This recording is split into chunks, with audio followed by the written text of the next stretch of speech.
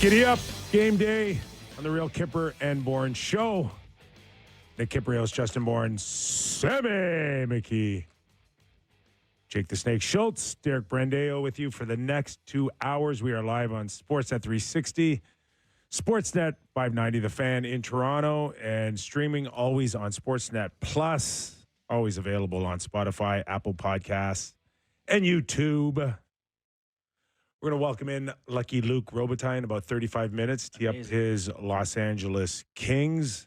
Top of the hour, we got Peter Laviolette, who's out of work for maybe the first time, I don't know, in 25 years or so. Yeah, for another 20 minutes or so here till we're into the firing season. Yeah, we may even ask him a little bit on Larry Brooks, who unfortunately the prominent reporter that he's been his whole life in New York, Hall of Fame writer as well, passed rather suddenly with a brief battle with cancer. Mm-hmm. We both have dealings with him as well. My New York Ranger days, of course. Yeah. During our Stanley Cup run. He must have loved you. Yeah, you know what? He had his favorites for sure, but he appreciated an honest effort. He was like tough to read. Yeah. You know, really tough to read. And you had to be on your toes with him. Yeah. For sure. And he carried a lot of clout with the New York Post. He did. It's funny, the couple of the famous back and forths with Tortorella and him, the one point where Tortorella says, "You ever been in a fight, Brooksy?" And he goes, "Yeah." He goes, "Are you challenging me?" And Torts goes, "No, I'm not challenging you." And I've always wondered if Torts had said, "Yeah," what that would have looked like after that. I think Brooksy would have been fine to throw hands. Yeah. And I love, those are some of, early sports, watching Sports Center back in the day and having the top tens and having interactions with reporters and coaches. Yeah. And it was just him and Torts was like an all-time classic battle. Yeah. It always goes, I guess that's what I'm saying, And Brooksy. and it ended really well. They became, Of course. mutual friends and respect for each other. And Torts called him, Towards the end, Yeah, towards the end. So, you have to respect someone who also battles and Yes. grinds. And that's what Torts wanted from his players. And Brooks did that for his job. I guess that's what I'm saying, Brooksy. There it is. There you go. that is it. That will live forever in the hockey world. So our condolences to Larry Brooks' family and his son Jordan. Hall of Famer. Absolutely. All right. As we tee up tonight, Toronto Maple Leafs and the LA Kings, a lot has been said, including on our show yesterday, where you kind of just left yesterday's show going, okay, what did I say exactly? I love it. Because when we're talking about the Toronto Maple Leafs in the last little while, it's like everywhere you look, there's a small leak somewhere, Mm-hmm. and you may try to plug it up, but there's other issues going around the hockey club. And off the top of your head, what do you need to address tonight, in your opinion, first and foremost? It's like you have 2 strips of Flex Seal and there's 4 holes in the boat. It's like, what's the most pressing need? Yes, what is the most pressing need as they face the LA Kings tonight? Well, you have a goaltender with a .909 save percentage, and Dennis Hildeby. He's been pretty good. I think you need him to play well for you. But more than anything, you just need a team to play in structure. Play in your positions, play defense. And I think you're going to have a lot of guys looking around the room going, oh, I guess I'm important tonight. I guess they're going to need me and hopefully bring in an effort. Sammy, before we get to our Kippers Clippers, Yeah. where are you? You got a piece of what do we call it? Flex Seal. Seal. Where are you sticking it on first? The wind chimes on your I can't stop it. Chime. I can't stop it. All right. Seal and stop leaks Where fast. are you stopping the first leak? wind chime Wayne over there. All right. Anyways. Find me. I just going in expecting them to lose now. Yeah. No. Yeah, no, no, I am. It's flipped now. But you don't mean that. You expect them to win tonight. No. Yes. No, I'm Buddy, telling you. you've seen this team for years. You know. Yeah, what but they this is Guys, not the team I've seen for years. Let's not focus on after 60 minutes the result. Okay. Let's just focus on what you want to see, regardless of the outcome.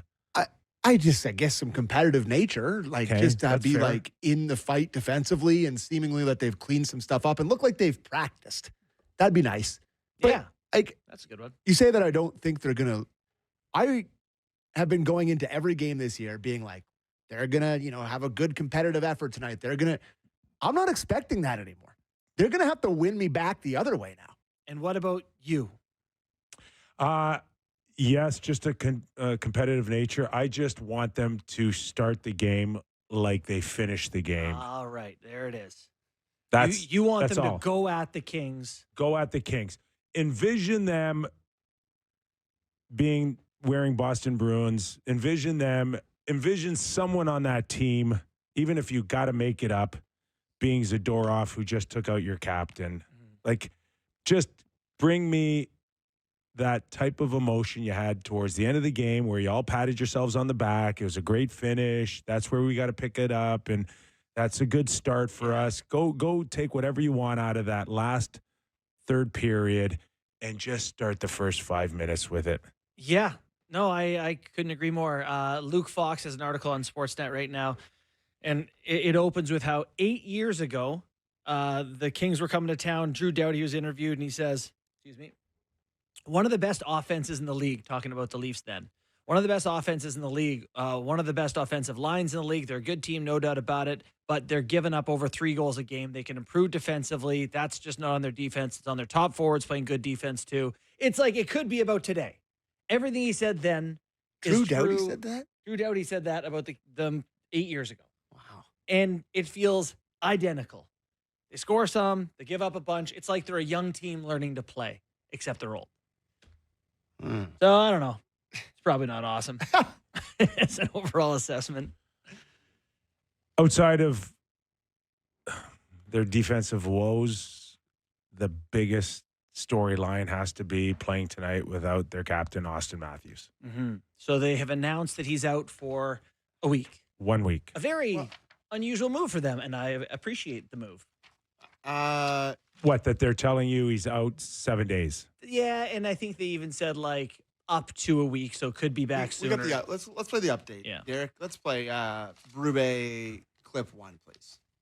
I'm hoping a week maybe, but maybe sooner. We'll just see. It's kind of like one of those things. He could come in a couple days from now and feeling a lot better, and hopefully he's good to go, but we'll see. But it could be as long as a week. Great. Okay, we are officially back to last season. We're back. We're back to, we don't know if it's a day, a week, a month. Sure. We don't know if it's just going to be this thing that's going to hang over his head and Sammy's head and Leaf fans' head, management's head for the rest of the season or the rest of his career. It sounds like one of those things that just, I just got to wait and see how I wake up the rest of my career. So, with the disclaimer of not knowing anything, and we're just taking stabs at the dark because it's a podcast and that's what Stabs we do. in the dark? It's, we're taking stabs in the dark. Oh, Stabs in the dark. At the dark. Yeah. What do you think? Groin? I have groin in my head. I don't know. I do. What do you I don't got? know. I think it's the same thing. I think it's his back. I don't think like you get to the age 29 and your back starts feeling better. I can tell you from experience, it doesn't. They're saying lower body injury, though, this time. I mean, that's pretty close. Like butt is lower body, right? Right above the butt is the back. Butt bones connected to the backbone. Can we eliminate that it was actually the Zadorov hit? Well, yeah, let's play that clip when it happened. Clip. Was Austin dealing with something before the it game? happened in the game.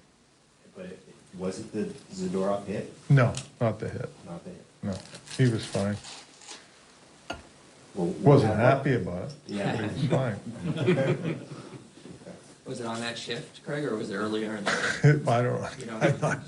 It doesn't matter. Like, it doesn't matter. Does anyone else feel like it happened on the follow-up hit? Yeah. He chased him down and ran into a brick wall?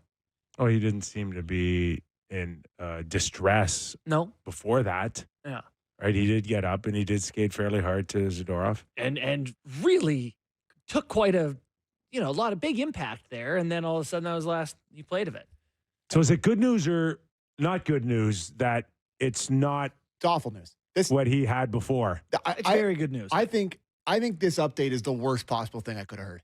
No. I'd rather it be like What he's if they out. said it's his back? I wanted to be like, oh, he's, we see how he feels. We're back to we see how he feels. We'll see how it could be a week, it could be less. We'll see how he If it feels. was a bone and A it just bone. It's healed. like he's away. Yeah, he's gone for 2 weeks because he's got a broken bone in his hand or whatever, however long it would be. Not hand.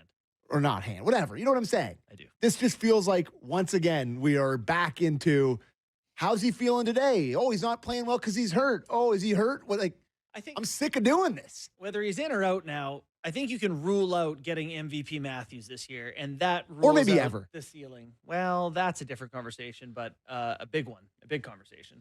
I'll tell you what really stinks is that now, for the second consecutive year, Leaf fans have to play out the Toronto Maple Leaf season and the Olympics. Oh, boy. Am I wrong? Like, where is he now?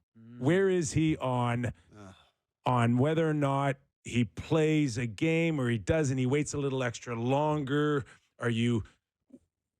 Is your first thought just getting back to the Toronto Maple Leafs and playing and helping them accumulate points so they don't miss the playoffs? Or is it, hey, make sure you're healthy enough come February?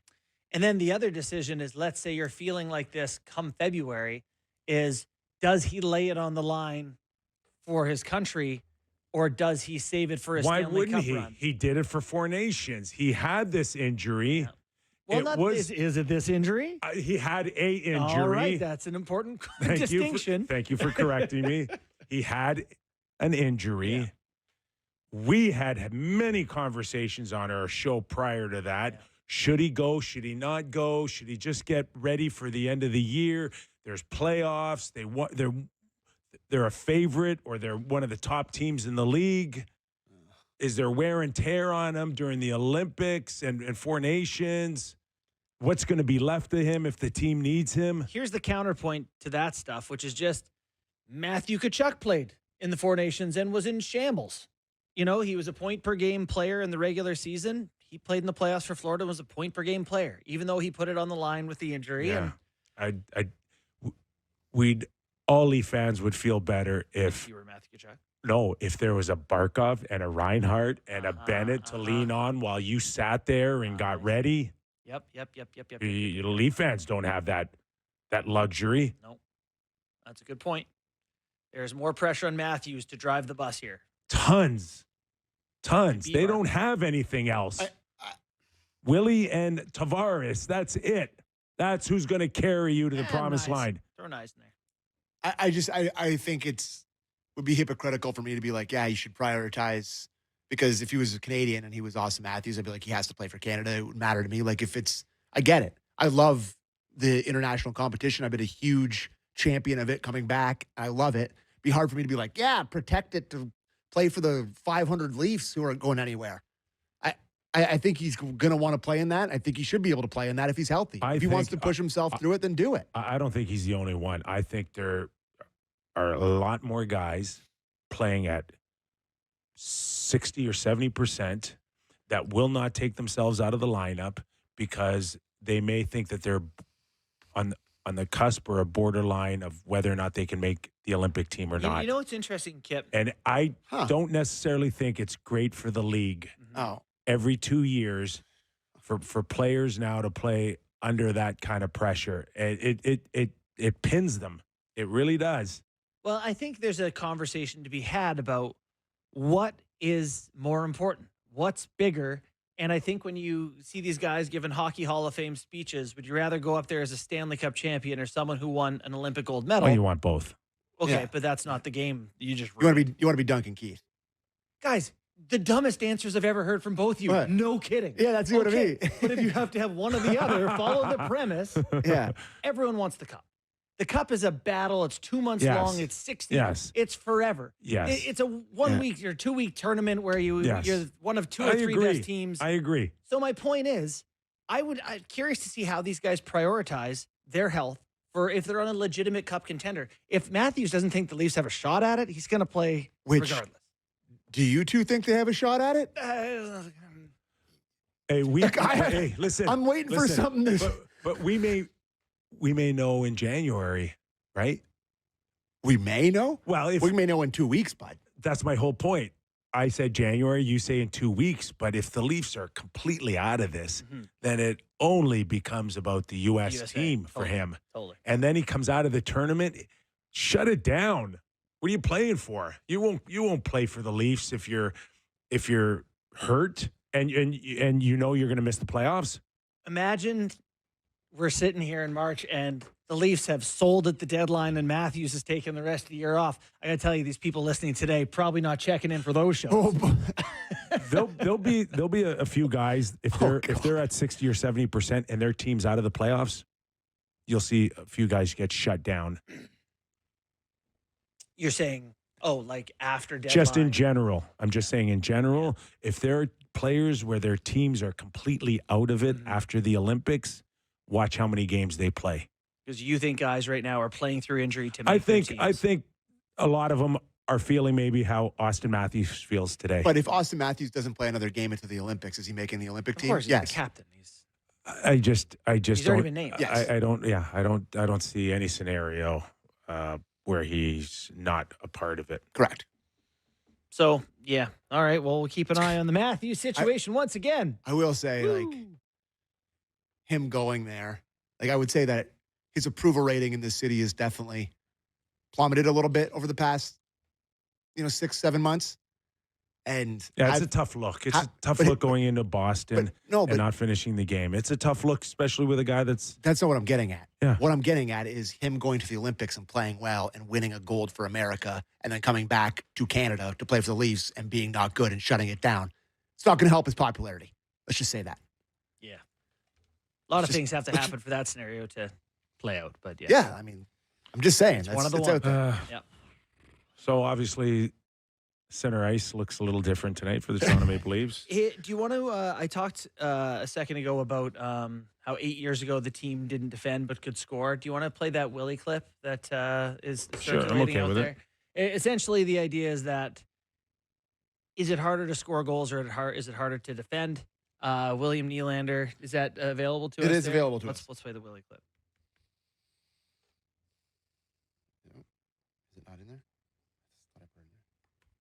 Available-ish. The Nylander clip? Well. Anyway. I think that, defensively we have been, struggling, and that is something that, can be fixed, and you can adjust and make changes to be better at that, be more better attention to details. I would be more worried if we weren't scoring goals, because that would be, that's harder, I think, to do.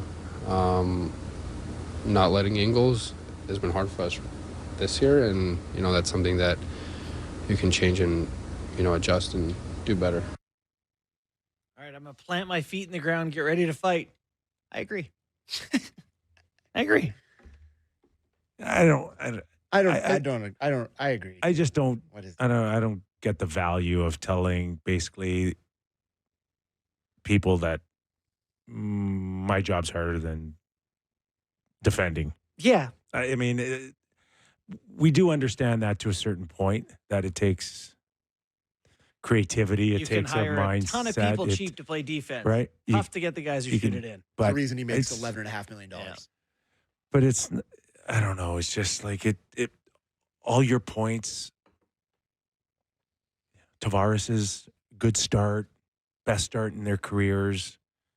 It's meaningless if it doesn't mean wins, or if it doesn't mean that it can help the team. Mm-hmm. And you up until now, it's like a lot of empty calories, those points. Mm-hmm. No. I mean, Willie's been very good. Empty calories. I mean, like, they wouldn't have any wins if it wasn't for him. It's just not. It's just not making the difference up. That is my whole point. Of course, they're instrumental in so far. What are they? 8 wins. 8 Okay, I get that. But to go to the next level, and you continue to keep the pace that you're keeping, if you don't clean up the rest of it, it's just at the end of the day, hey, good for you. You got your goal, you got your points, good for you, but it didn't really help the team win. You know what's crazy is last year the Leafs won 3 games in a row, and they went to Willie, and that was the Willie game We lost 3 games. They lost 3 in a row, and Willie said, "What's the big deal?" He said, "What's the big deal? Sometimes you win 3." And then he went out. I think he went out and had 2 and 1 that night. Maybe this is a different version of that. Well, maybe, or I don't know. I kind of felt like it was just kind of his honest opinion. Was like, at least we're scoring. We can clean up the defensive side. Yeah, listen, it's fine. It's fine. I don't. You're right. It's not really anything earth shattering there. I saw Rupp retweeted it with kind of like the emoji of the hand on head, which I get the idea that some people may see it as like this guy doesn't get it, which I get. Yeah, like the focus should just be on cleaning up your own house. That's it. If I'm a Leaf player, that's all I'm focusing on is let's get out of our own zone. Let's not give up the odd man rushes and the breakaways and all that. Once that starts cleaning up, then we'll start seeing better results. All right. I want to talk about David Kampf. No. Well, let's talk about center. Okay. So do you guys want to there's a clip on Tavares. It's not a great clip. It's not a great clip? No. Okay. Put it there, but in retrospect. So this goes into David Kampf. Yeah. And right now we're looking at tonight versus the LA Kings. John Tavares, number 1 centerman, and Max Domi at 2. Nick Waugh, number 3. And no signs of David Kampf at 4 while they put in Lorenz. Yep. And so they have agreed to terminate the contract. Kampf is going to walk away from it. Essentially, they had paid him a bonus out on the deal. And I think there was some contention about should he have to pay it back. Yeah, there is something in the CBA that says that the Leafs have a right to go back on signing bonuses. But they also want this contract off the books, and him agreeing to terminate the contract allows them to just do that. So they're basically paying him that bonus to go away. Yeah. Which is fine. So he's off their books. Kampf can just re-sign with anyone as of tomorrow. I bet you he signs for $1.5 million per year. What team would pay him $1.5 million? I don't know. Vancouver. Like you think there's a bidding war for him? I think he will be a sought after commodity. Yeah. Maybe. I mean, $1 million to $1.5 million. Call it it ain't 2.5. I can tell you that. No, it ain't. So for those teams, though, they get him at a more reasonable price. He makes quite a bit of his money. And is anyone under the impression they like Max Domi at center? Not really. Yeah. You think they do? No, I don't think that. Yeah. I think they prefer him in the wing, but he has the ability to play center. But I don't think that they're a big fan of him playing center. No. So put him a second line center then. It's all baffling. The one thing, and I've said this, I'm glad to remember to say it on air. The one thing that I don't think Craig Berube sees particularly great is guys who aren't physical, who are still effective. And Bobby McMahon, when he first came in, big guy who's not physical. Berube, healthy scratched him the first night. Didn't like him right out of the gates. Didn't like Kampf. Big guy, isn't physical. He doesn't like that. But those guys do other things that help the team win.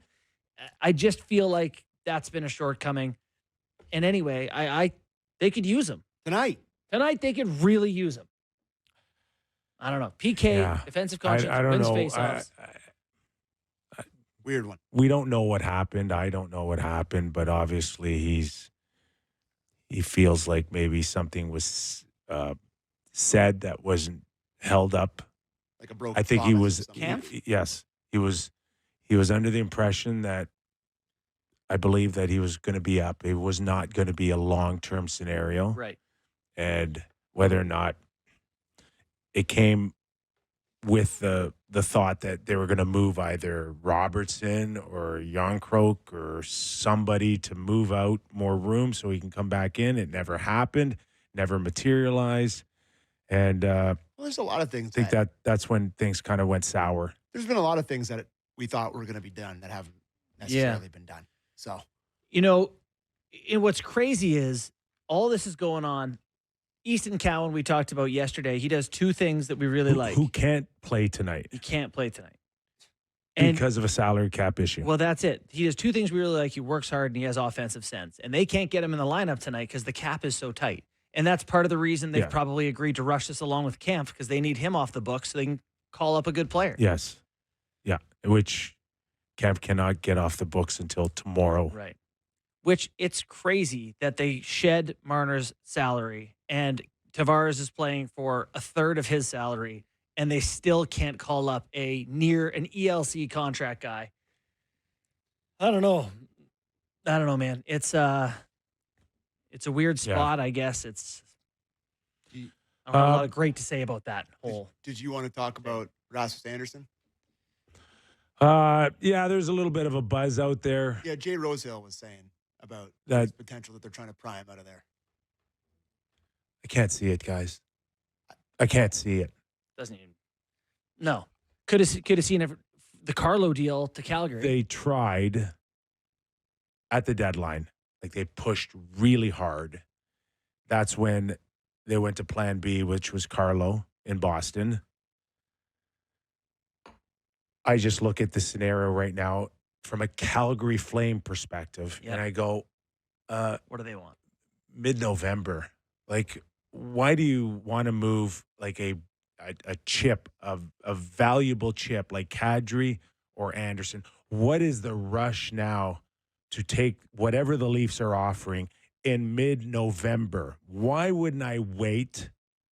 First of all, I could use them because I still got 30 games to go or 40 games to go to a trade deadline. I got to sell season tickets. I got to make people happy in the building. Mm-hmm. Why wouldn't I wait to the deadline, invite all the teams that think that they're players, let them bid against each other, and drive the price up? Why would I go to the Leafs right now and make a trade? Yeah, well, I mean, you'd have to be paid for that time, right?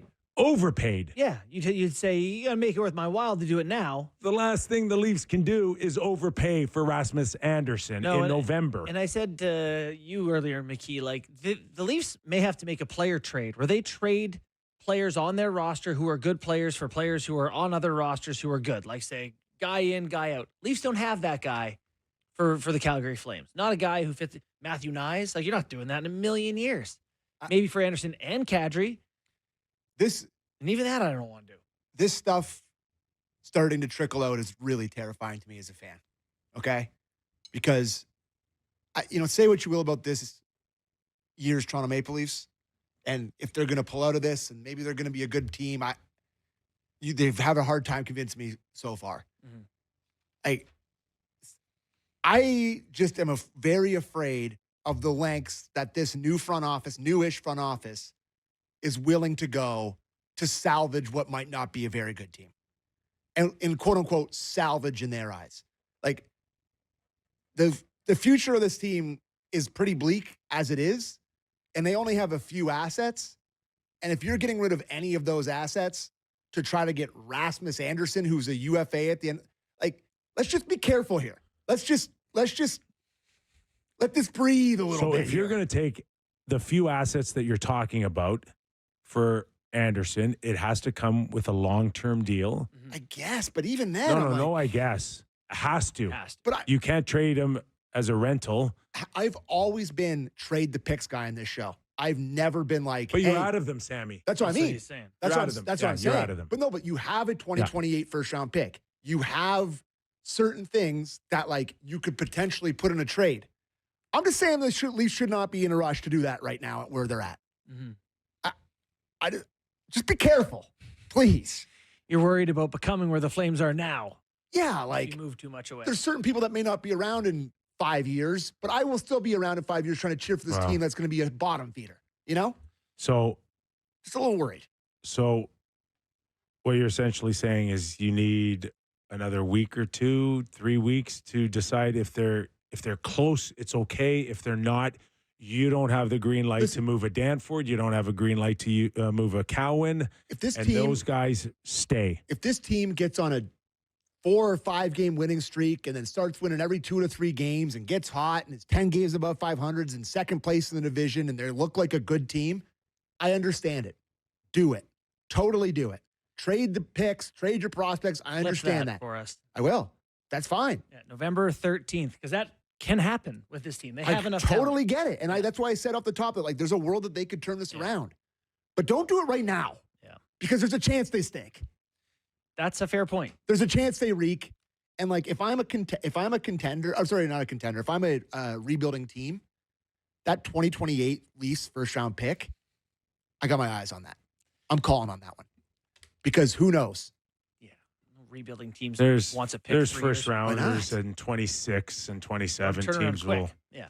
Yeah, but, like, that could be a first overall pick. It can, but you don't even know if you're a general manager on that pick, if you're going to be around to use it. It won't help any team. I looked up Rasmus Anderson's hits per 60 because they were talking about like physical play and needing it. Yeah. They're significantly less than Mitch Marner last year. Yeah, he's dash 38 last year. Dash 38.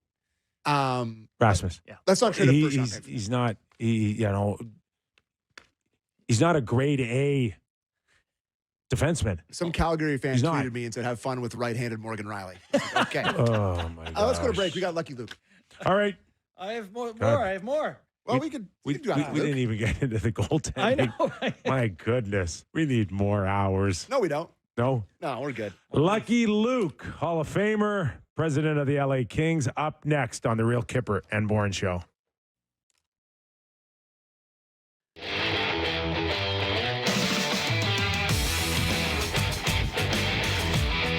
Welcome back to the program. Nick Kypreos, Justin Bourne, Sammy McKee. Let's welcome in Luc Robitaille, Hall of Famer, president of the LA Kings, and I am president of his fan club.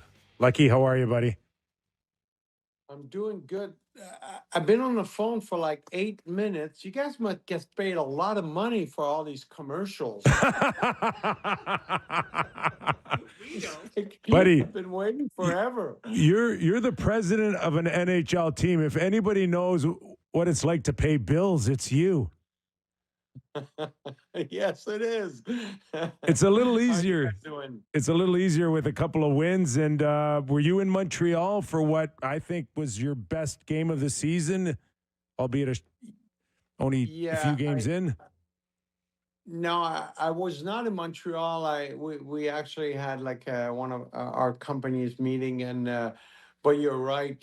I think our team slowly but surely starting to play better. The way we expect our team to play. It's kind of funny, you know how that goes. You start doing all the right things, and you might not win them all, you know, but you're seeing trends, and we've been seeing those trends come in the last 4 or 5 games, and we lost a few that we were like, okay, like, you know, everything looks right and we're playing the right way. Maybe last year we would have won this one, but it didn't happen. So from that standpoint, you know, we're finally playing the way we expect to play. Let's say that. And so has that been the story of the year for you, that you guys have been playing pretty good, but maybe not getting the results you wanted? Or how have you felt about things so far? Well, we're not happy with every game, obviously, but we know we've added quite a few new players too, so they had to get used to the way we play. Every team plays a certain way inside the team, you know, so that's been coming.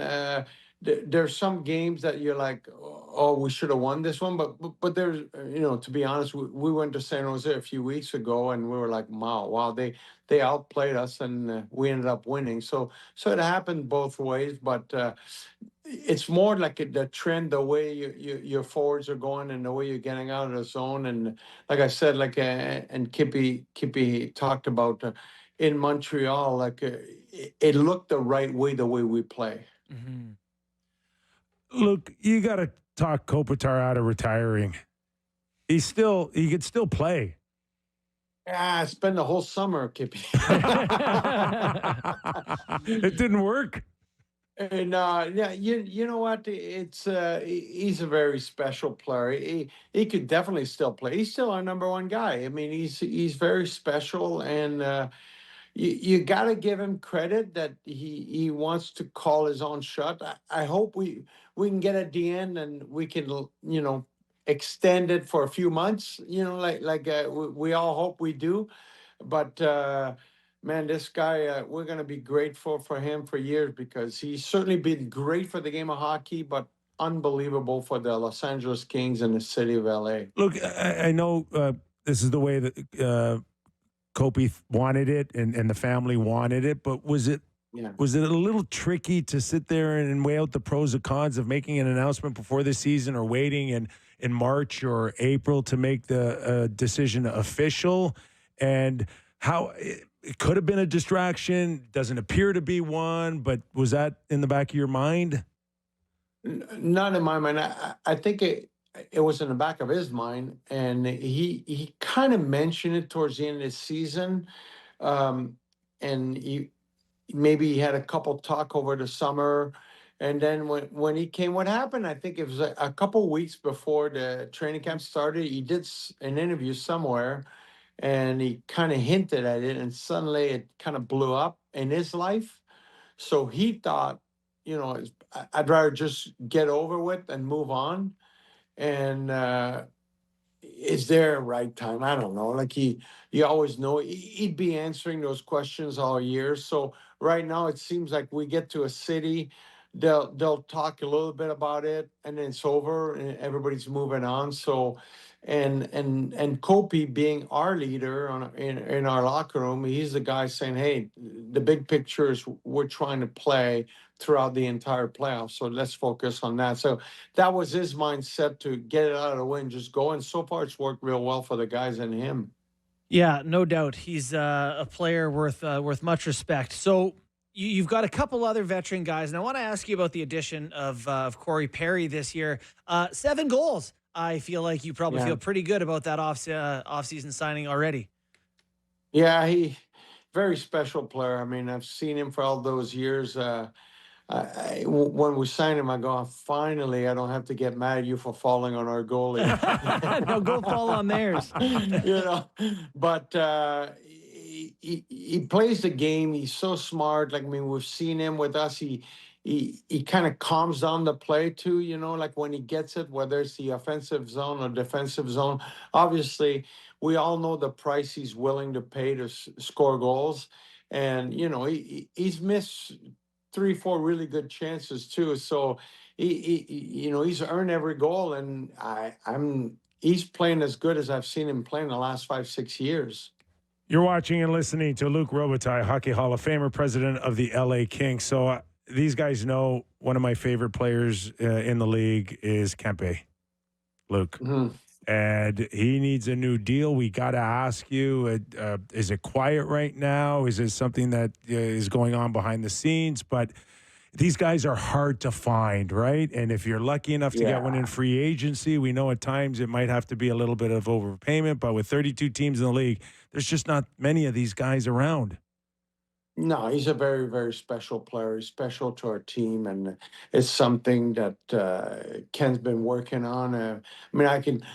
I'll even give you a scoop, Kippy. I made sure I asked Ken, but Ken and JP Bear have been meeting while in Toronto. So, and the talks are continuing, and we're trying to figure it out, I think, on both sides. So we know it's important. It's important for our franchise, and he's a great player. He's an impact player, and he plays every situation. So we totally understand the urgency.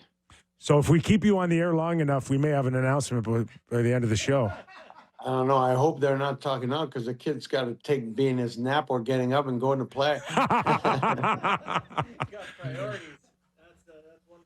No, but we're still talking, basically. That's Great. what I want to say. That's good news. There's talking, so we understand that. Yeah, well, that's great news for you guys. Hopefully that comes to be. Looking at some of the other great players on your roster, Quinton Byfield, 14 points in 17 games. How happy are you guys with where he's at and his development towards being, I don't know if you want to call him Kopitar's replacement next year, but probably one of your top centers at some point? We're really happy with Q. He brings a ton of energy to his game. We've always talked about Kopitar being a 200-foot player. He plays, he doesn't give up anything in his own end, and he's very impactful in the offensive zone. Q plays differently than Kopi with a lot of speed and energy, but the results are the same. So you win a lot of games with guys like that, and the way Q's playing is exactly the type of player when we drafted that we thought he would become. And I know there's even more room for him, but he's really good in our own end. He kills penalties on the power play, plays 5-on-5, plays the top guys every night, and he's a great asset for our organization. We're really happy with the way he's playing. And on the back end, Drew Doughty's still there, still chomping at being part of the Olympics. Yeah. And Clark, the young Clark, is coming along nicely for you guys. Yeah, Clarky. I mean, first to speak about Drew, he's healthy this year. He's feeling good, and it's definitely making a difference. And he missed a lot of time last year. It's truly incredible what he did, coming back and playing in that tournament in February, because he had only played, I think it was 6 games at the time. So this is really good for us. With the addition we made in the summer, we're able to control the minutes a little bit better. So that's going to help us long term.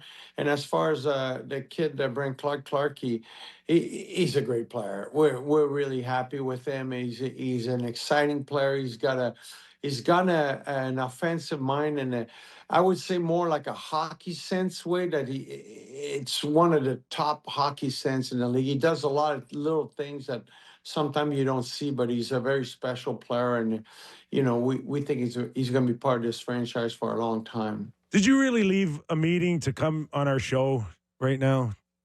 Yeah, just for you once again. And then you had to listen to 8 minutes ads. And you made me wait Lucky. for all that money that you're making. And on top of that, a scoop. What a man, show. Oh, man.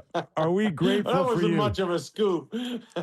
Buddy, we're grasping at crumbs here. We'll take it. We'll take anything we can get. Okay. Lucky, always a pleasure, man. Always fun having you on our show. Wish you the best of luck, okay? Okay. Thanks, guys. Thanks, okay, bye-bye. Keep Appreciate it going. it. Okay. Absolutely. Luc Robitaille. Oh, my God. He's so much fun. He is great. He's got that infectious laugh, too. Hockey's a business, but it's not that serious. So Kempe not going to be a Leaf. No one's a free agent ever. I don't know if you picked that up. Very hard for some of these guys to get to the finish line, especially when I would assume that this guy's staring at 70, 80 million bucks To live in LA Yeah. and play hockey. If you were someone who transcribes radio hits, I think you got a little something there. Sounds like Kempe's not Too going far away. anywhere from LA. So. Yeah. Hey, the Quentin Byfield, when I asked about him, I just, pull up his stats, looking at his time on ice for the past 5 seasons. 12 minutes, 14 minutes, 16 minutes, 18 minutes, 20 minutes. But look at the guy that's retiring, Kopitar. Yeah. By the way, I called Byfield a center, but he's not. Right? A winger. Look at Kopitar's minutes. He's up around 19. Yeah. For a guy that's going to retire. Yeah. Also, I told you guys that Kopitar didn't put out a press release to be like, I'm retiring.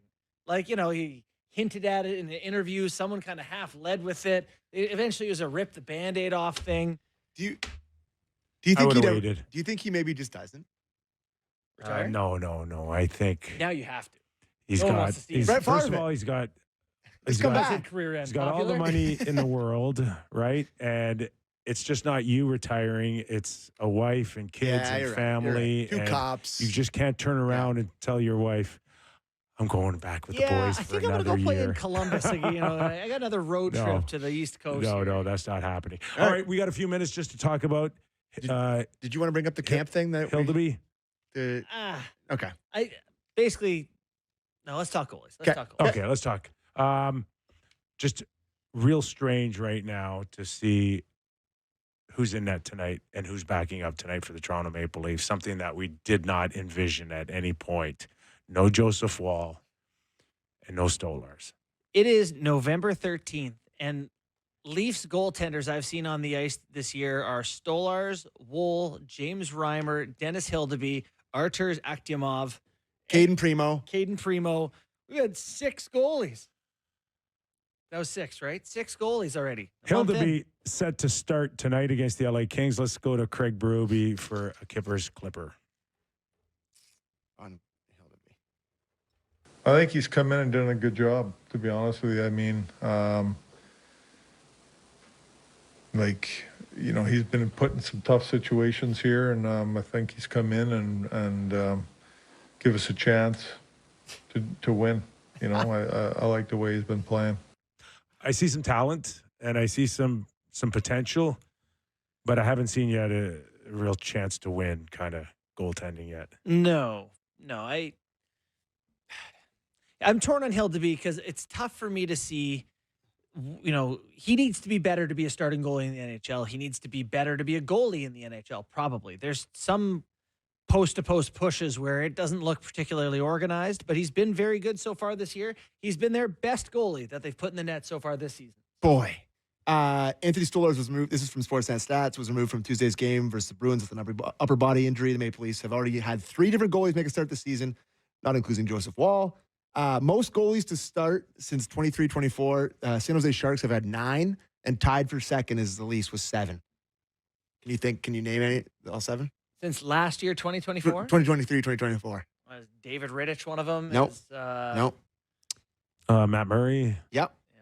Martin Jones. Correct. Martin Jones. Yep. Matt Murray. And Just looking for obscure ones here. No, they're not that obscure. No? Guy played Joseph Wall, Stolarz, Samsonov, Jones, Hildeby, Primo, Matt Murray.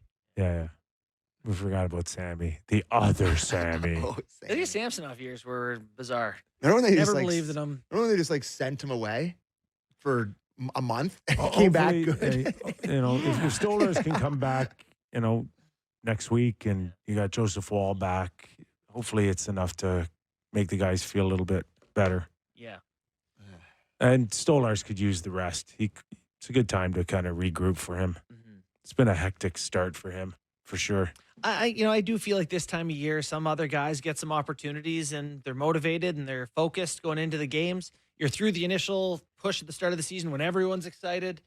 I expect to get some performances from some surprise performers tonight. Some surprise players tonight? Yep, that's it. So, Hildeby, maybe some guys down the lineup. A real competitive game tonight, you're calling. I think the Kings are going to smoke them. Yeah, I think it's a real competitive game. For sure. There are... Smoke? Yeah, I think... 5-1? I would just be accused of being negative Toronto sports media. But you've been this guy. You're emotional. I think they're about to go on a historically bad run. Of course you do. I do. They don't have they have no goalies. They don't have their best defenseman. Their number one center is gone. The scary part, even before the season started, is if you lost Matthews, Nylander, Tavares' point a game, those were real thoughts that managements and teams have to have. Well, that's been the problem with the structure of the whole thing. You play Montreal in playoffs, Tavares gets hurt in the first period of the first game. All of a sudden, you don't have enough guys to just pull you through. You know, it's always kind of been built on the top guys. But I think a lot of teams are. That's just not the ones that end up winning the Stanley Cup. They seem to have more. Yeah, they seem to. Or they're healthy at the right time. Right. Or they're $15 million over the cap. It helps too. It helps.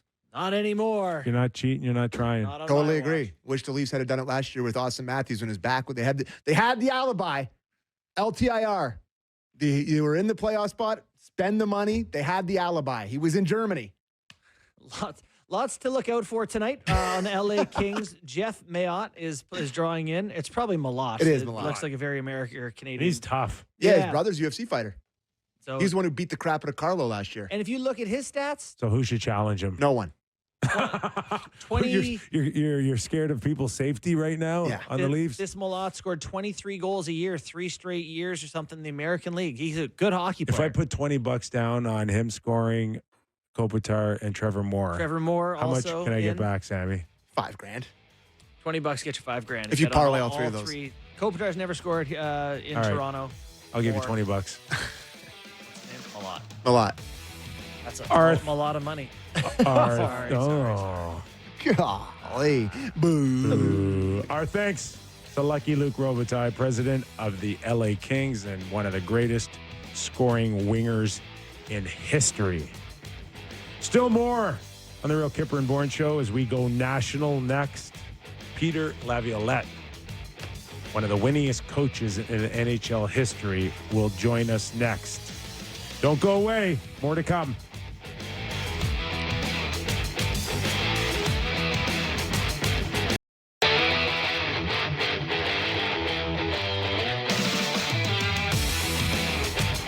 Welcome back to the studio. It's the National Hour on the Real Kyper and Bourne Show. We are live on SportsNet, SportsNet 650 in Vancouver, 960 in Calgary, and streaming always on SportsNet Plus.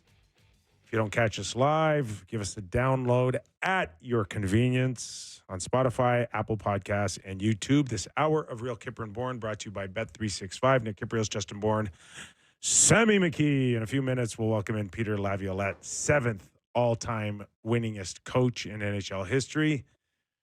I don't think he's done just yet. I would guess not, if I had to wager. Kind of feel bad for some of these guys. Do you remember we had a few of them on, in recent days, just when it starts to get a little hairy around other teams' coaches, and it's like everybody's accusing them of campaigning now for a job. Yeah. For the record, we reached out to him. Yes. Not the other way around. Let's make it real clear here. We've been trying to get him on the show for the last little while. We had him on, what year was that? We were still in the old studio, and it was one of our faves. Was there like a break? We had like no hockey for a while. I just remember, we had a good Didn't we have Barry Trotz on once, and we were on, like, the Leafs were coaching? I think it was Sheldon Keefe. I think Sheldon was on the ropes a little bit. Yeah. I can't keep track of all the great guests I get for this show. It's just keep so on coming. many. In the meantime, hold on for a second. Did you say something, Eric? No, Derek just said, don't forget Brett Hall, one of our all-time great guests. Okay. Yeah, All right. we should get him back. I thought I was in trouble or something. Well, Derek says something in our ear sometimes when I'm talking, and I just have no attention span, so I immediately forget what I was saying. The second it happens, so I got. By the way, that's one of the fun TV challenges. Is stuff's happening in your ear while you're doing stuff. It's Kip, I mean, this guy's been on Hockey Night in Canada Kip for is. 25 years. Oh, He should be able yeah. to be fine Kip's at a that. pro. Oh, yeah. Pro. Yeah. Pro nothing. You did the Oiler game last night? Yep. Sure. And for the second consecutive night, what could have been 0 points ends up being 2. Absolute gift from the gods. It's so funny. And actually, I thought it was a game that probably worked to someone like your sensibilities. The Oilers had the puck the whole game. Yeah. Flyers couldn't touch them. Nothing happening. Fourth line, the Flyers comes out. Bang, bang, bang. All of a sudden, guys are rattled. They're jawing. They're going at McDavid. Totally changed the game. Philly controls the second half of the game and looks like they get it won with 23 seconds left. Oh, and Tippett, drag a leg, son. Drag a leg on the offside. You cannot make that close. Shouldn't you can't be close. Make it close. You're not trying to beat someone wide. The D's that you're above the D. There's no reason to cheat in the zone. Awful. Oh my gosh. And I saw Talkett or someone on the Flyers was like, played a good game. We got a point. Everyone thought we'd be last. We got a point. It's like, you got to be steaming mad behind the scenes. I got to say, I like that Roslovic. He's looked pretty good. I've watched the Oilers games I've watched this year. He's jumping. He does. I'm really surprised that he was out there that long, that late. Obviously, he wanted more money than what the Oilers ended up giving him on a really short-term deal, but he's got energy and he's got some spunk. He can finish. Yeah. And you could have finished that one, but how are teams not sitting out there today saying that we could have used him at 2.5? I'd like to hear some of the saga that led to him signing this affordable deal on this team. Presumably, he could have had more money, but felt this is a chance to big up his numbers. I don't know. I don't think anybody was offering him anything. It's hilarious that not worth his while. That he dragged the foot on his foot. And Tippett didn't. Totally. Yeah. So what is he? Is he 1.5? Yeah. 1.5. For 1 year. I had heard, Kip, and I don't know if you had ever come across this. I had heard the Oilers had offered him something on July 1st. Yes, I did. Much bigger. That he didn't like. Right. Whoops. Yeah. I heard the same thing. So I think this was like the Oilers knew they wanted him, knew he was a fit, ended up getting him at quite a discount. And there is the scenario of, do I want to wait November or do I just want to play whatever the number is, have a good year, and put yourself in a good spot to come back and hit another chance at free agency? And if he does that, which he's well on his way, in March. He can turn around and get his long-term deal. Yeah. Yeah. I think it was a good decision by him just to get back in playing. Yeah, you got to play. Got to play. Do not game. sit on the sidelines any longer. Yeah. No, and he does. He's a good finisher. Savoy had a good night for them. He's trying to find his way on that team. But at the end of the day, it's Not much like the Leafs searching, but I don't think these last two games really have done anything to suggest that they're ready to go just yet. They're getting points. They're getting points. That's the most important thing. Okay, as promised at the top of the show, let's welcome in Peter Laviolette, 7th all-time winningest coach in NHL history. Peter, how are you, my friend? Gentlemen, how you doing? We're good. So let me get this straight. Am I correct in saying that this is really your first break in maybe like 25 years? Yeah. I think I took one when I was with Philadelphia. I think it was around December I came back, but I didn't start the season. And so it has been a long run. I talked to one other person and just said, it's kind of nice just to have a break and take a minute and relax and, I don't know, see my family. I go see my kids play hockey, and I've been to a few weddings. I haven't been to weddings in forever, So it's kind of nice. I'm down in Florida right now, and oh gosh, I think I'm going to try to get up to a Tampa game on December 4th. I've been watching a little bit of college hockey, watching a little bit of pro hockey, and just a different pace right now. So it's been good, but no sightings of Doug McLean down there in Florida or Dale Talon. They've got this dead GM society going on down there. I don't know where the dead GM society is. I might be starting the dead coach society on the West Coast of Florida. I don't know. So there's a whole world out there when you're not behind a bench every day. It's funny. Yeah. I'm sure to step into it a little bit. We all assume you'll be stepping back into it at some point. And so I wanted to get your thoughts on the NHL so far this year, the way the game kind of evolves consistently, and if you feel like it's gone in a different direction. I know, Kip, one of the things we were talking about, seems like there's less shots, there's more goals, goalies are below 900. It's a different world. Yeah. I've been, like I said, I bounce around. I watch different teams. I watch Pittsburgh because of Dan Muse. Like, I'm really proud of him and the job he's done with the Penguins. I watch Chicago a little bit. I watch Tampa because I'm down here and friends with John Cooper, and I watched a couple of Leaf games, not too many, but just kind of bouncing around. I check in on all my own teams, and I probably only watch their game once a month because I've just kept coaching so many different teams. So, but I just bounce around and just watch the game. I do think what's amazing when I watch it and continue to watch, I agree with you on the shots. Like, sometimes you see it, that the shots are 25 to 22, like it's just the volume of the shots are down, and but the game's still good.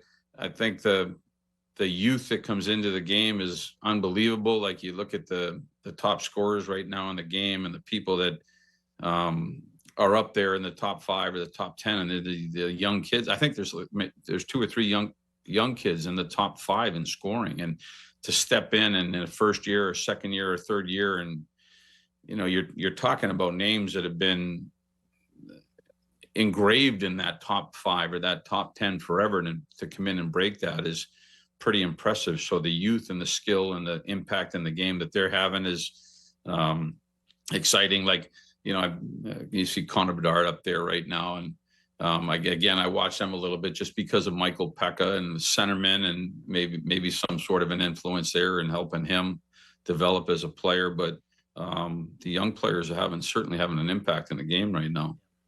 You're watching and listening to Peter Laviolette, longtime NHL coach. Peter, this is kind of an open-ended question. You can almost take it anywhere. And correct me if I'm wrong, you came in as the Islander head coach in 2007, if I'm not mistaken? 6? No, I think it was. It's longer. Is it goes longer? Way back further than that, Kip. It's like 01 or something. 01, like okay. Yeah, it's been a while. It's been a minute. Just the overall scale of coaching of the kids or the players today, and I refer to them kids as I get older, but Justin mentioned the shots on goal down. In a world where we've done everything to open it up, right?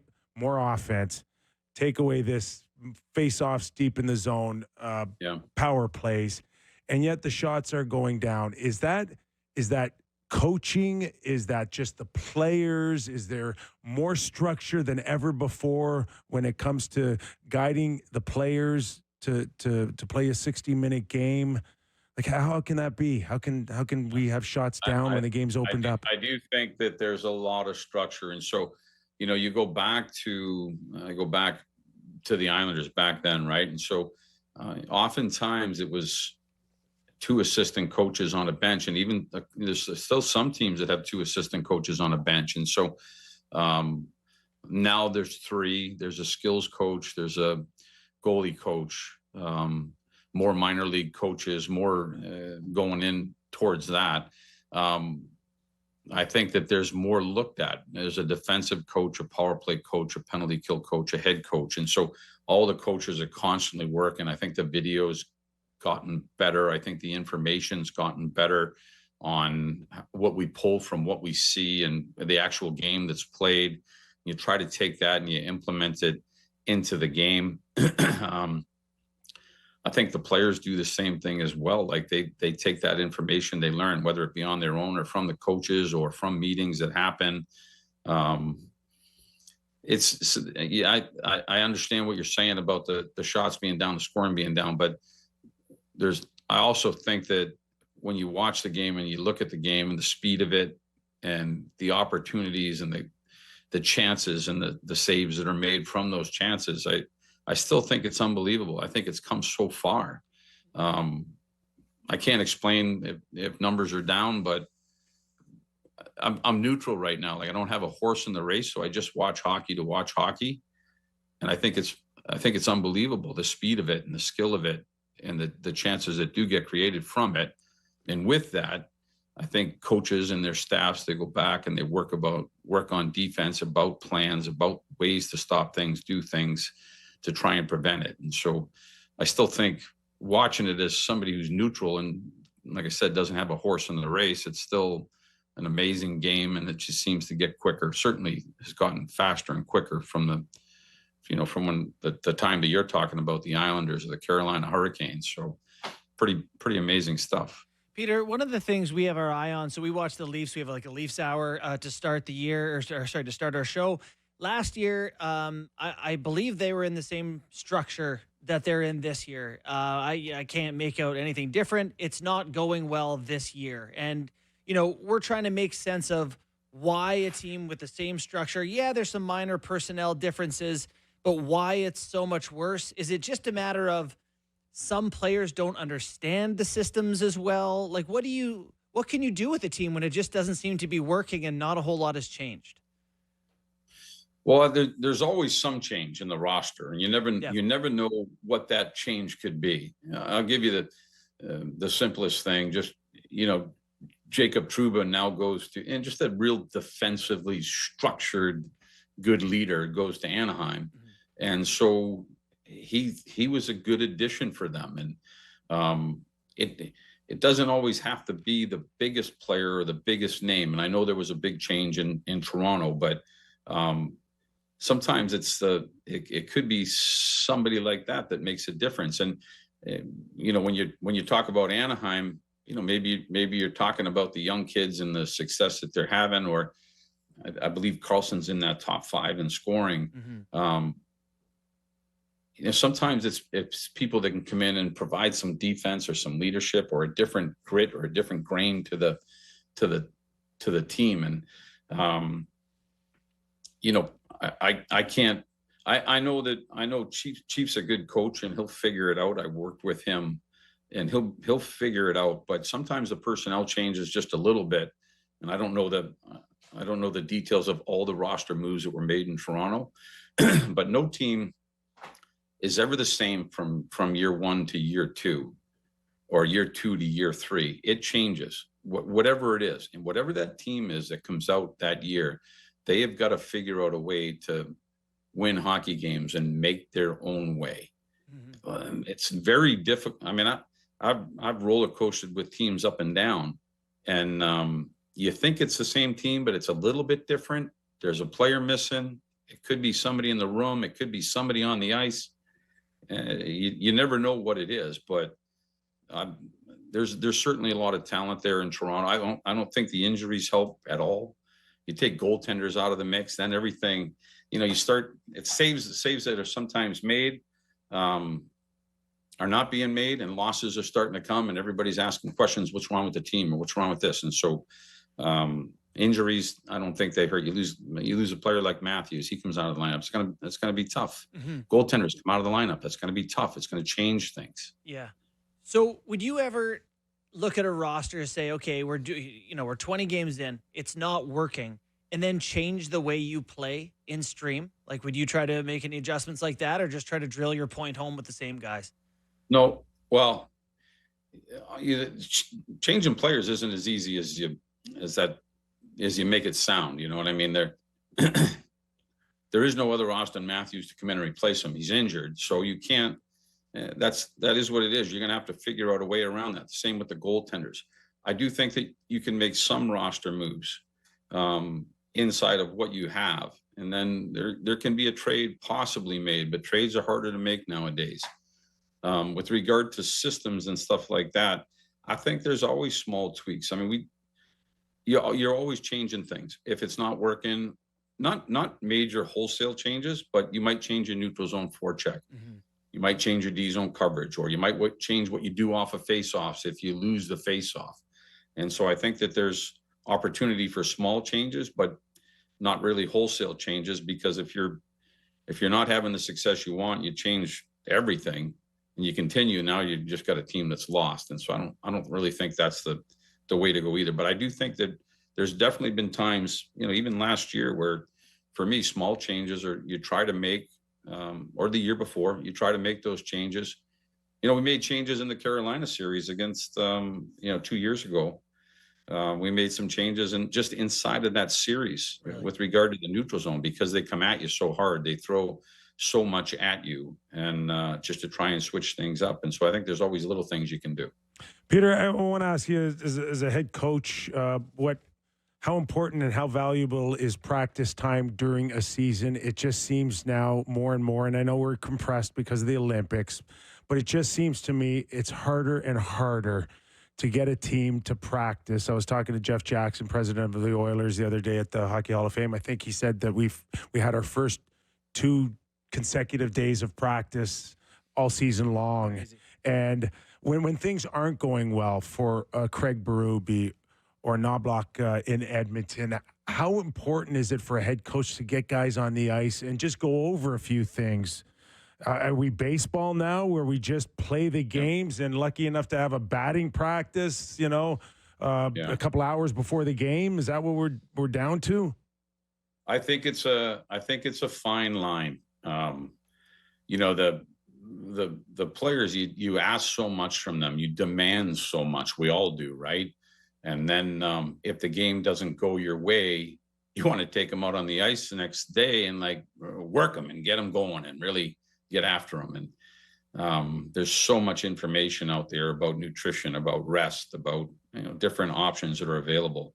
I think what it came down to for me in trying to manage it was how many games and how many days. What did the travel look like? Did the practice follow a game? Anytime that there was a practice that didn't follow the game, that was an opportunity to have a really good practice. Even if it was mid-season, a good 50-minute work on the things that need to be worked on, a forecheck, a breakout, a power play, and really try to get better at what you're doing and talk about it with your team beforehand.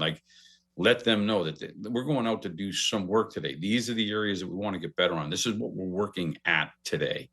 Have the plan up there so they can see it, so they know what's coming. So they don't come in and say, well, we're mid-season. Why are we going 50 minutes? Or why are we going an hour and 5 minutes? Or whatever it might be. And so for me, those are the days that I think you really have to capitalize on. And it does get tougher in a season that's it's crunched down by the Olympics, but there are still days I feel like where you can get out on the ice. But at the end of the day, the players are in shape now. They're not out of shape. They've trained all summer. They come in and they have strength coaches and conditioning coaches here. And so I feel like they're in really good shape. It's more about the information that you can give them possibly after a game. Maybe you go out on the ice, but it's a 30-minute and it's a move around and it might not have the grind or the bite to it that you could do if you didn't have a game the next day. And so I think you're constantly managing that schedule. And it's changed. I do think, Kip, that's changed a lot from 15 years ago. But there's a lot more information out there too that says that the players being rested are more valuable to the club than if you take them out on the ice and take a strip out of them. Yeah, as long as they know where to stand, I guess they're in pretty good shape. That's the key piece. So I want to ask you, just extend on that, is the relationship with you or any coach and the injuries, managing injuries with the medical staff and the players. When I played, it was a lot of, hey, are you ready? The coach would ask you, or they say, hey, let's get you back out there.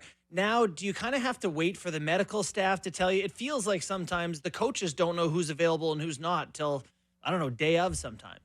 No, I feel like there's pretty good communication between the trainers and the coaches. Okay.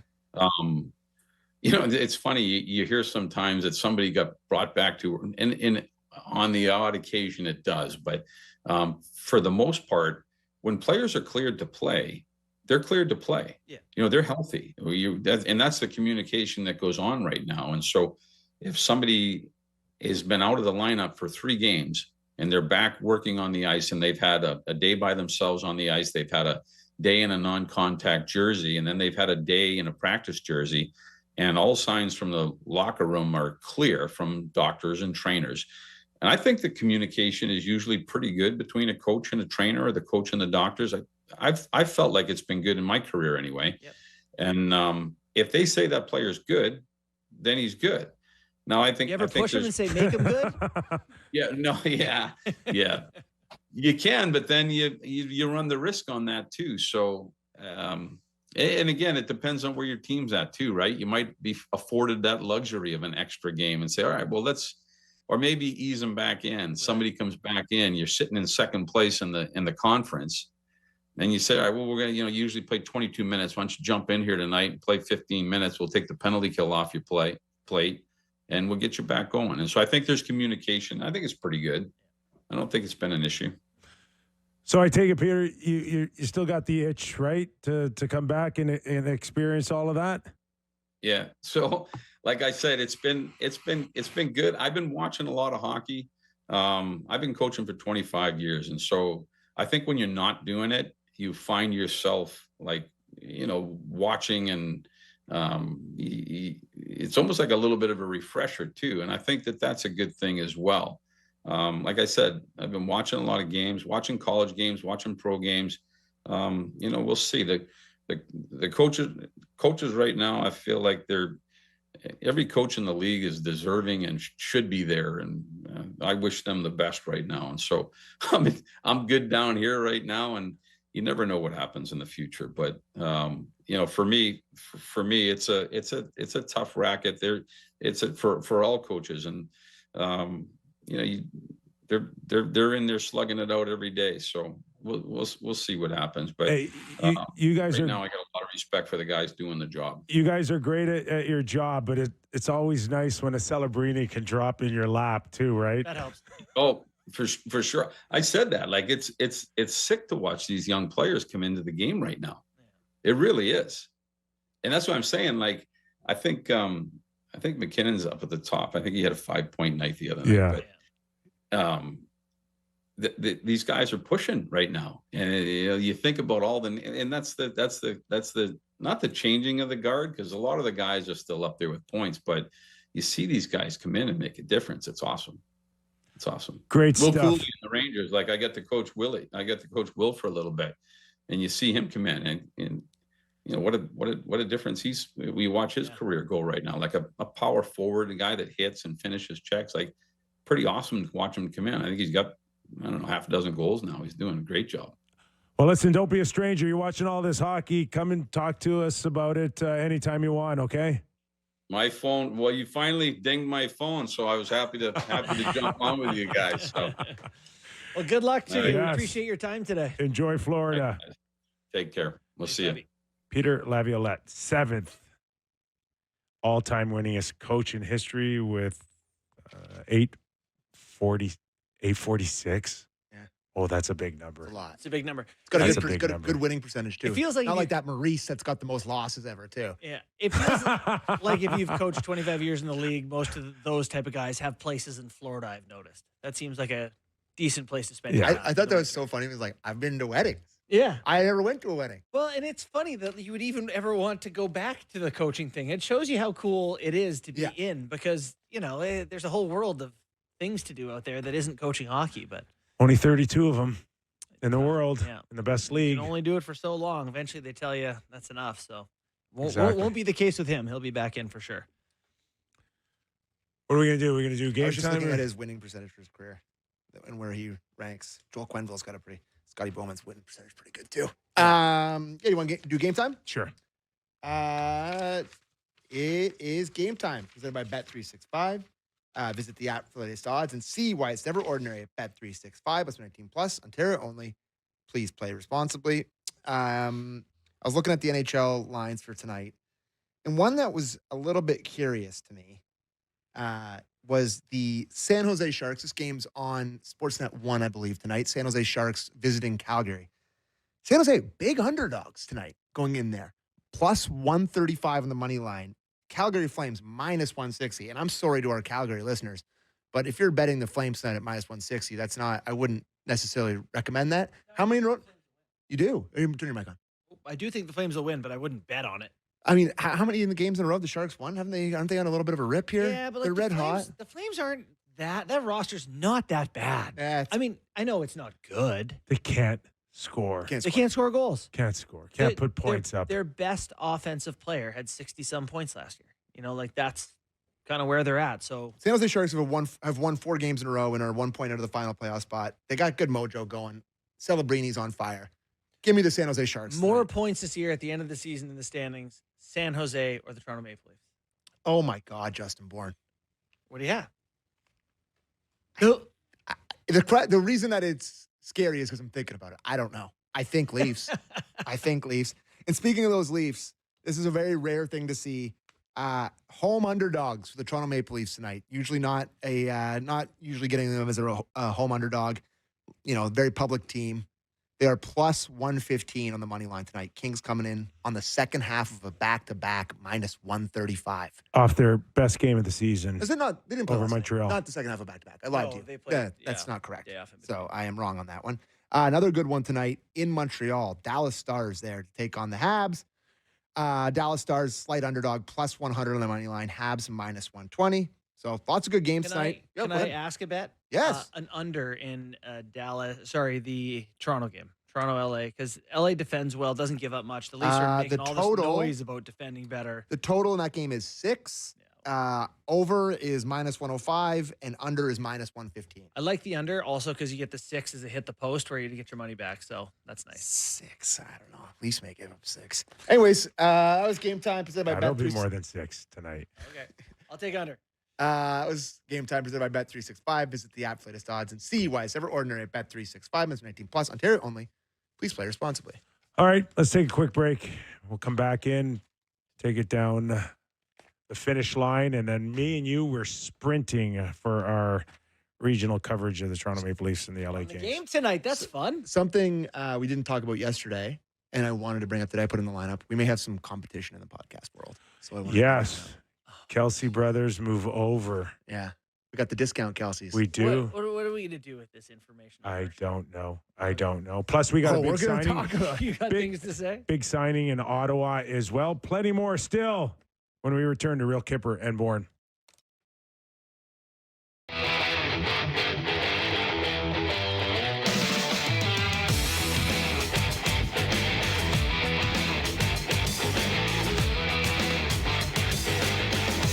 Kypreos, Justin Bourne, Sam McKee. Welcome back to our national hour on the Real Kyper and Bourne show. This hour of Real Kyper and Bourne brought to you by Bet365.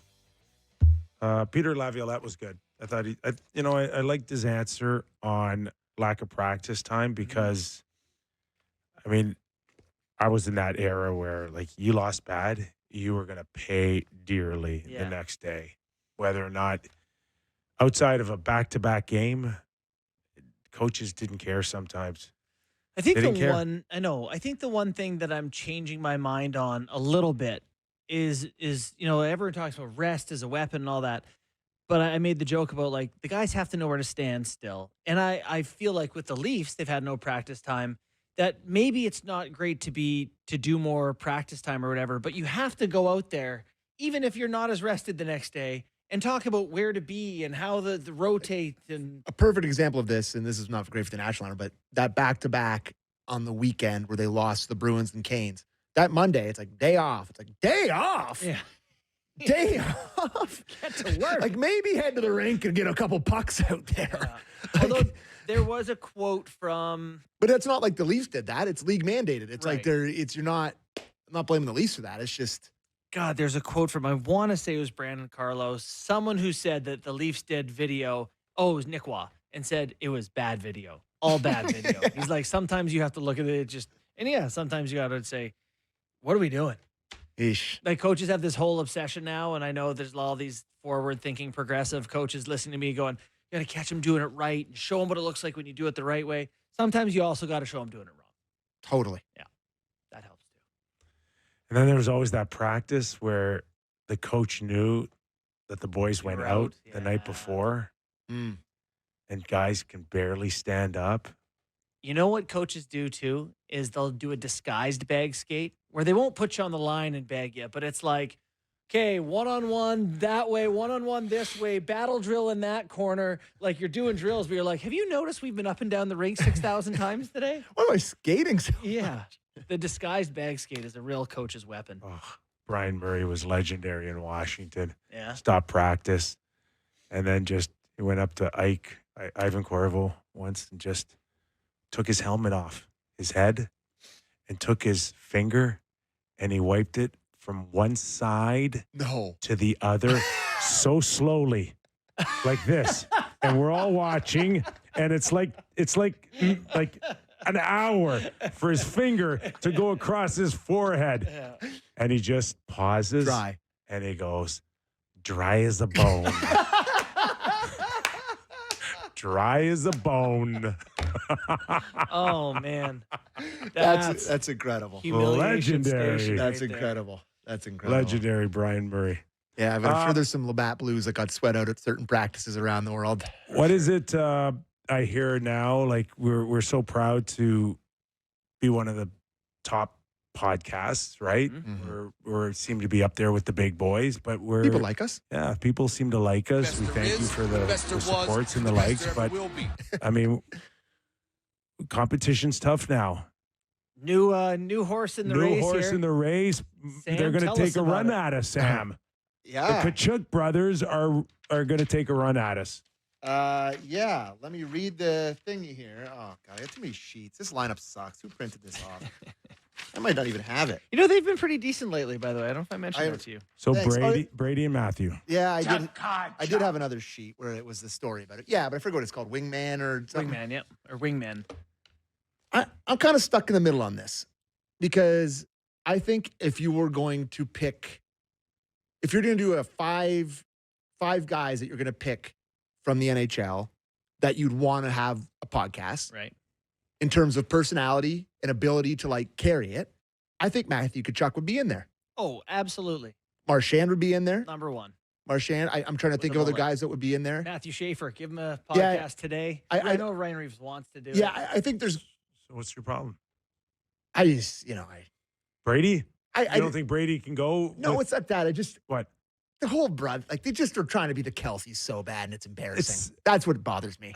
And even the way like the promo came out and it was like shot the same. What's theirs called? New height. But The Kelsey but brothers. the Kelsey brothers are very successful. Yeah, and I get when it. we've got Yeah, two of the most popular brothers in the league. One of them is engaged to literally the most famous person on earth, and the other guy is like a Super Bowl winning. I don't know.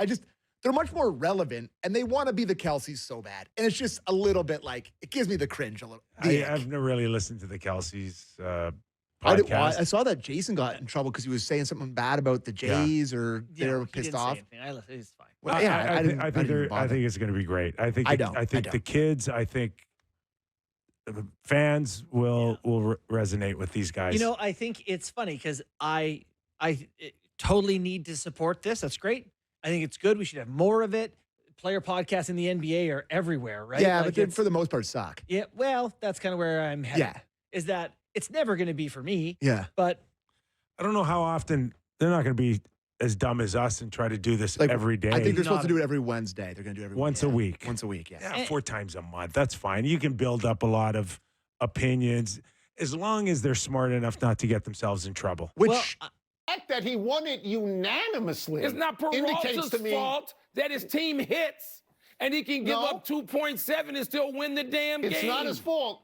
But you need to be, I think you need to be impressed that this was a unanimous vote. I don't know care about the Unanimous. voters. I don't Let's care take about a break. them. Coming I don't up, like half of the it. Patriots can win their 8th straight tonight. What are they doing that's been so tough on defenses? We're going to ask Booger McFarland. We'll also ask him how vulnerable the dogs and the off. There's a lot Give of them a chance to figure out Of also course. what works and what doesn't work. I know. Okay? I'm saying I It's like support it. The the more of it, the toilet better. jokes, Not for me. from my experience over 26 years, don't go toilet jokes. Well, I sent out an incendiary tweet about this yesterday, and it kind of went a little bit crazy to the point What'd where you say? I just sent the meme of, I don't know, verbal meme here of Jose Mourinho throwing the Oh headphones yeah. off. And it went, like, people, like 4,000 people. It was a lot of people were commenting on it and whatever. Yeah. And then I muted it because it was out of control and I wasn't liking the tone of the responses. And then somebody sent me one of the responses.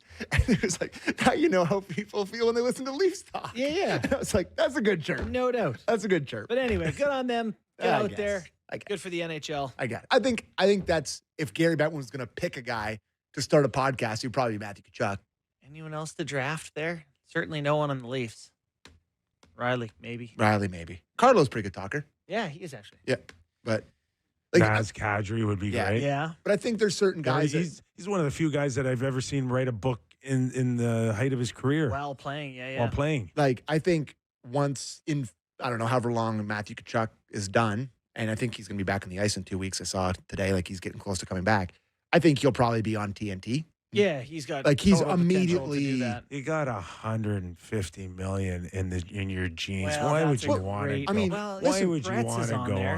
on? How much money did Brett Chris is on there once a month and Yeah. taking home the biggest Kip, paycheck. how much did Pronger make? He's doing stuff with us. Like, these guys, like, you're a billionaire. You're on the Just air. all the Like, time. No. But that is the problem. That's the only reason someone like myself has a job is because the guys who have won Stanley Cups are like, I'm so rich. like, I have a sick house in Florida with Larry. I'm doing a daily conversation on, Yeah. Nick Talking Robertson. to some Dumbo from Owen Sound who screams about the Leafs and Jays. In our Leaf Hour, we actually talked about Rasmus Anderson. Okay, sorry. Yeah. Jake just texted me, our wonderful, I got to get this joke in. He said that John Tavares should have a podcast because apparently he's the funniest guy in the Leafs. So Yeah, it's true. He's I had- electric. yeah, He's a so, dynamic. good person. one, Jake. For our 960 Calgary fans, Anderson. is there Anderson. Anderson? Is there any rumblings about Rasmus getting traded now? Because There's rumblings. where's he coming from? Toronto?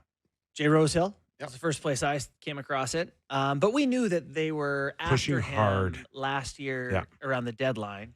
And last year on the deadline, right shot guy, offensive, Yeah. like he made sense. He made sense for them. Brandon Carlo's a different style guy, but I don't know that they both make sense now. And considering the acquisition, Well, they went to cost, Carlo because they didn't get Anderson. right. And like, what would you have to pay to extend Anderson to make it even make sense?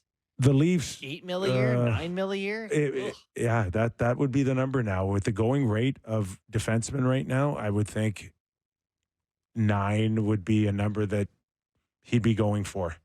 And for what? 7 years? You give Max. You're gonna give $63 Max. million to Rasmus Anderson. Max. That's what he wants. Okay, just don't. I want it Just too. Don't leave you it. Give it to me. Just leave it. Hang up the phone, Brad. Click. It's But you got to get better. in Calgary's best interest to create bidding wars for these guys.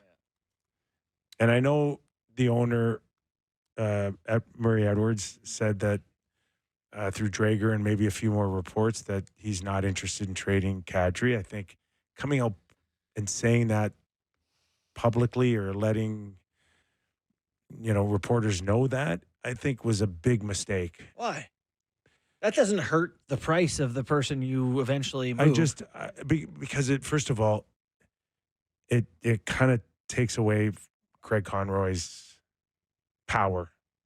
It does. I don't know. No, it doesn't. Because it's like the way No. Conor McGregor for years was like, I'm retiring from fighting. And they're like, we'll pay more to come back. The Rolling Stones have been on 17 Right. farewell tours. All it is, oh, you don't want to do it. We'll have to give you more then. It's a standard reply. We'll do anything we have to. We'll do anything we have to better the hockey club. Yeah. That's the right answer publicly.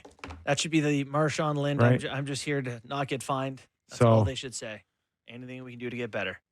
But if the Leafs want to do it now in November, they're going to have to pay a hefty price right now too, as well, because They don't have. That's like me having to pay a hefty price for a fancy car. I can't do it. I don't have the dollars to do that. and they're limited right now. At the trade deadline last year, he had 4 pieces: Cowan, Danford, Minton, Bankin. and the first rounder. Those were the grade A. Yeah, 26 right? and 27. Those were the grade A pieces. And It hurts. So They traded 26 and 27 first. if Carlo went for a first and Minton, then Rasmus would have been 3 pieces because he was more valuable than Carlo was at the deadline. All right. I don't want to, from a Leafs perspective. But that'd be a good haul for Calgary. I 3 don't- pieces. Totally, but I don't want to look back on last year and be like, how could they have done that? The Leafs were really good last year. If and they had won Game 7 and they're in the conference final, They it's a took the different story. Florida Panthers further than anybody else. They gave them a good fight, and they were in that, regardless of what Game 7 looked like, they were in that series. They won 3 games against them. I don't fault them for doing that. Yeah. But looking back now with the benefit of Captain Hindsight, it's bad. It's Bad very now. bad now. But at the time, you had to do it. But right now, you don't have to do it. Yeah. And you don't have to make the same mistake when you're not nearly as good. That's what Sam's scares point, me. they got to see Yeah. where they're at here before they get too aggressive. All right, Ottawa news. Pinto. yeah. We were thinking 7, 8 years. He ends up with 4 at $30 million. I really like this contract for Ottawa. Yeah. And for Pinto, would you say he bet on himself? Oh, boy. Sorry. Yeah. No, but I like it for all the parties involved. Pinto will have a chance to cash in again. Find out in 4 years Yeah. what you really have. Totally. He's one of their most consistently reliable 200-foot guys. Having a great start to his year. 8 Yeah. goals already. I think the way that everyone looks at their team and it's Tkachuk and it's Stützle and it's Sanderson. This guy is a heart and soul guy for them, and that's a great contract all around. No pushback on that? No? Yeah, no, All right. I totally think agree. I could push back a little bit. They've got a lot of players that are locked in for around that much. You think they got Stützle on a good deal. I don't know. Are they? You just got to have him, Sam. No, but are they a couple years away from? What's their ceiling? Well, that's my question with that. I think they're trying to win a Stanley Cup now. I actually think if they get their Kawhi Leonard sort of thing, if they could get one big piece, they're pretty Is it a good. goalie? Well, maybe. No. Their goalie's got an 8.66 save percentage. So You're not. and is a sieve in the playoffs. You're not writing so. off Allmark. I am. It's way too early. Although I may not. I like their I deal. may not appreciate where he's headed or going, and I'm not sure how much faith I have in him, but you don't commit that contract to Allmark and bail on it mid-November. Well, Not a chance. Yeah, they won't. I agree. I mean, they're ahead of the Leafs, Zetterlund so what has can more I to say, give but- for them. They'll get Tkachuk back at some point. They're just quietly going about their business and getting some wins. So good on them. Wanted to mention in our national hour, NHL or New York Post prominent reporter and writer for Hall of almost Famer. 40 years, Hall of Famer. Larry Brooks lost his brief battle with cancer Thursday morning. Yeah. Our condolences out to his family. Got a chance to work beside or with Larry Brooks during my Ranger days. I was kind of a little intimidated by him because he was such a powerful writer. As a player, you were intimidated. Yeah, a little bit. I'm Really? like, God, I hope he doesn't. Be in the wrong I side hope of he that. doesn't write bad things about me, or Yeah. that I'm about to get traded, or I'm not fighting as much as I should, or hitting as. It's just, it was okay. Like, it never got to that point, but interesting. it just, you know who the powerful guys are and the ripple effect, and it's just not in the New York area. This guy carried a big stick for the National Hockey League for a very, very long time. I think his prominent weekly article, Slap Shots, always was a must read for anybody that followed the NHL. And, you know, he'll never be replaced. There'll never be another one like him with so many of these dumb platforms that, you like know. sportsnet.ca, is that what you're talking about? No, that's the good one. Okay. Just there's some really bad ones out there. That it's just there'll never be enough focus for anyone in particular like Larry, you know, coming up now with so many platforms is what I'm trying to say, Sammy. I you know, I've seen, obviously follow a ton of hockey people on social media, and the number one thing you see about him is just like enduring passion about hockey. Yeah. And like He's still loved doing it at hockey 75. and like cared and like loved having hockey conversations. It just was like, we should all be so lucky to care that much that long. Shout like out it's my just guy Stan Fischler, who still writes about hockey. He's, I don't know, 90 or Yeah. whatever he is. Yeah. now. He's still doing it. it's amazing. Yeah. It's just, you know, you just love to hear that. he And cares that much. Larry was right there with your family Yeah. during the dynasty years. Really, I got a great message from Jordan, Larry's son, who said that, you know, Larry had considered covering those Dynasty Islanders years, some of the highlight of his career, and that my dad was one of his favorite players. And that was really cool to hear. That's So awesome. I appreciated that a lot. And I will say, like, I've known about Larry Brooks since I was a young man, you know, That's and cool.